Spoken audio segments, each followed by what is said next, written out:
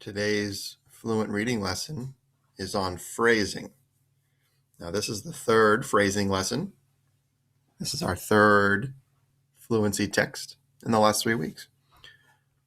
In the first two lessons, we talked about how phrasing was reading longer and longer strings of words together without pausing. A string of words is a phrase. And that's what we'll continue to do today. All right, so this week's text, titled Helping Prevent Disease, it's about vaccines. And what we're going to do, like last week, is break apart this text sentence by sentence. And we're going to focus on reading each sentence with long phrases before we move on to the next sentence. So let's take a look at this first sentence here. A vaccine is a medicine created to help the body and protect it from diseases. So let me read that one more time. A vaccine is a medicine created to help the body and protect it from diseases. How many phrases did I just use to read that sentence? If you said 2, you were correct. Where was the pause? If you said it the word and, you were also correct. So I read it this way. A vaccine is a medicine. Let me highlight it first. A vaccine, why can't I highlight? A vaccine is a medicine created to help the body was the first phrase. And then I paused just ever so slightly and said, and protect it from diseases. And that was the second phrase. And for a sentence that size, that's about right. Some people might be able to read that without pausing at all, but I would think if you can read this sentence with this 8-word phrase, 9-word phrase, and a 5-word phrase, that would be excellent. And that's what you're after. Let's try this next sentence. It's a little bit shorter. Vaccines work with the body's immune system to do that. How many phrases did I use there in that sentence? If you said 1, you're correct. So you want to get to a place where you can read that sentence without pausing. Vaccines work with the body's immune system to do that. If you pause once, that's okay, of course, but you're pushing yourself to grow as a reader and put longer strings of words together. And try today to push yourself to read that whole sentence as one phrase. All right, let's try the next sentence. This one. Oh, this is a long sentence. This one finishes off the whole paragraph. Much longer than the first two, almost as long as the first two combined. And you see there's a comma there in the middle. So that'll be one pause.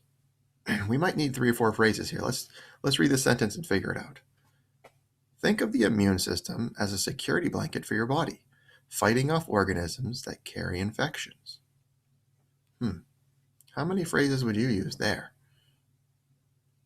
Well, when I read it that first time, I sort of saw 4 phrases, 2 before the comma and 2 after the comma. Now, we could probably make it even fewer, down to 2 or 3, but I would think 4 would be a very good amount to start with. So let's break it apart and see if we can figure this sentence out. Think of the immune system as a security blanket. Might be one phrase.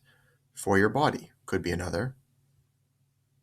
Or you could have done, think of the immune system as the first phrase, and as a security blanket for your body as the second phrase.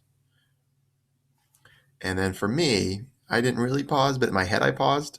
I read fighting off organisms was one phrase, and that carry infections as another.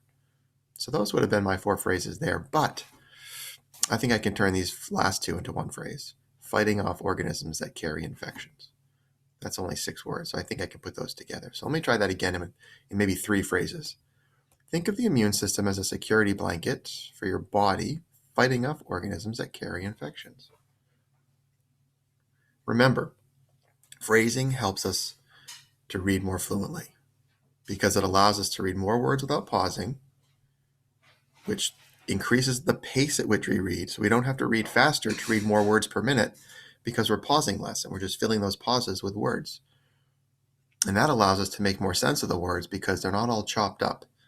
When they're put together, we have a better chance of getting the author's meaning. All right, so you're going to continue through these next 4 paragraphs, just like we've done together, sentence by sentence, reading with as long a phrase as possible, and don't move on to the next sentence until you've read with at least 4, 5, or 6 word phrases. Let's do one more. The first sentence of the next paragraph. Very short sentence. Very straightforward. Only 6 words. How many phrases would that be? If you said 1, you're correct. There are many types of vaccines. As a single phrase sentence. Try it again. There are many types of vaccines. All right. Good luck. Work hard. Read this entire text one time through, sentence by sentence, focusing on your phrasing. And let me know if you need help.